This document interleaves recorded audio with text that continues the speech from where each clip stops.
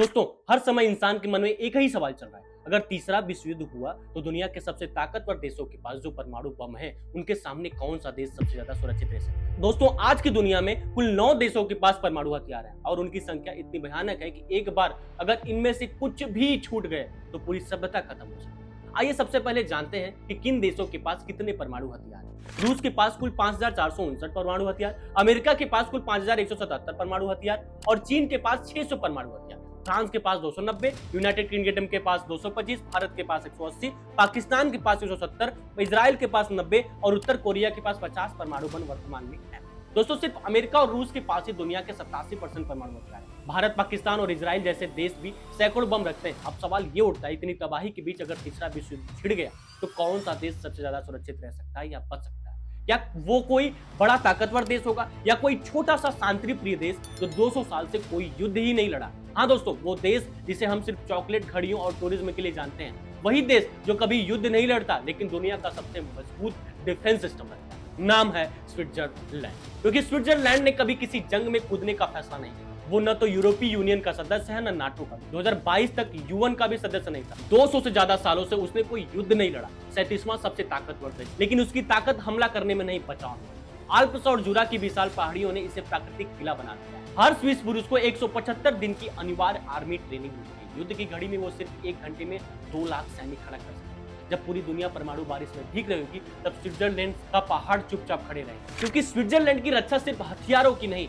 उसकी रक्षा उसकी सोच की है। वो हमलावार नहीं, रक्षक है। और तीसरे विश्व युद्ध में यही सोच उसे अकेला बचा। क्योंकि 211 साल पहले इसने एक फैसला कर लिया था जो आज तीसरे विश्व युद्ध में इसे इकलौता बचा लेगा। साल 1815 में नेपोलियन की हार के बाद यूरोप की सारी लालची महाशक्तियां वियना कांग्रेस में इकट्ठी हुई। ब्रिटेन, रूस, ऑस्ट्रिया, प्रूसिया, फ्रांस सबने एक स्वर में कहा, स्विट्जरलैंड को हमेशा के लिए अस्थायी तटस्थ घोषित किया जाता है। इसे कोई छुएगा नहीं, इसे कोई विश्व युद्ध में नहीं घसीटेगा। ये कोई दया नहीं थी, ये डर था, क्योंकि उन्होंने जान लिया था कि स्विट्जरलैंड को जीतना नामुमकिन है। तब से आज तक 211 साल बीत गए, स्विट्जरलैंड ने कोई अंतर्राष्ट्रीय युद्ध नहीं लड़ा, न पहले विश्व युद्ध में न दूसरे विश्व युद्ध में। हिटलर ने पूरे यूरोप को रौंद डाला लेकिन स्विट्जरलैंड को छोड़ दिया। न ईयू में शामिल हुआ, न नाटो में। 2022 तक यूएन में भी नहीं गया।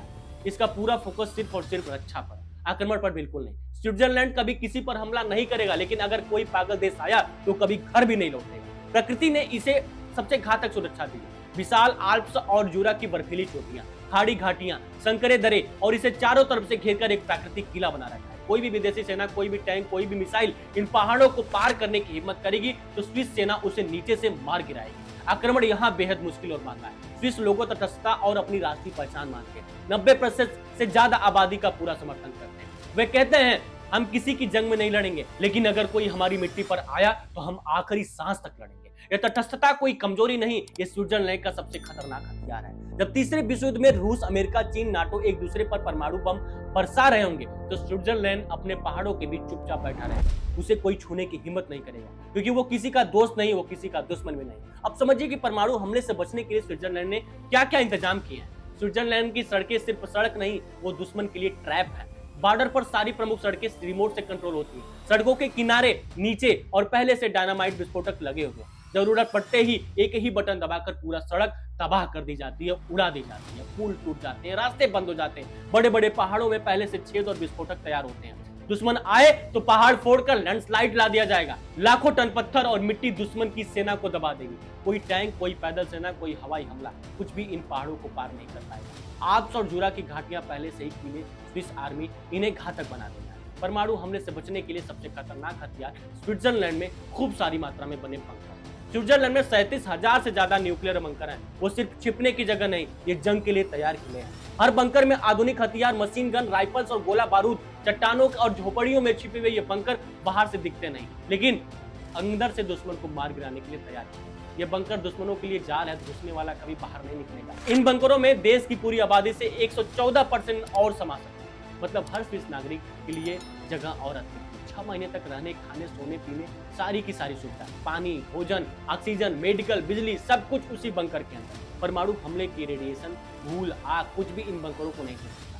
स्विट्जरलैंड इकलौता देश है जो परमाणु हमले को झेलने की पूरी ताकत रखता है। दुनिया जल रही होगी, शहर तबाह हो रहे होंगे, लेकिन स्विस लोग अपने बंकरों में सुरक्षित बैठे होंगे। और अगर कोई पागल हमला करने आया तो वो पहाड़ों और बंकरों में फंस कर मर जाएगा। वीडियो कैसी लगी, तब तक के लिए जय हिंद, जय भारत।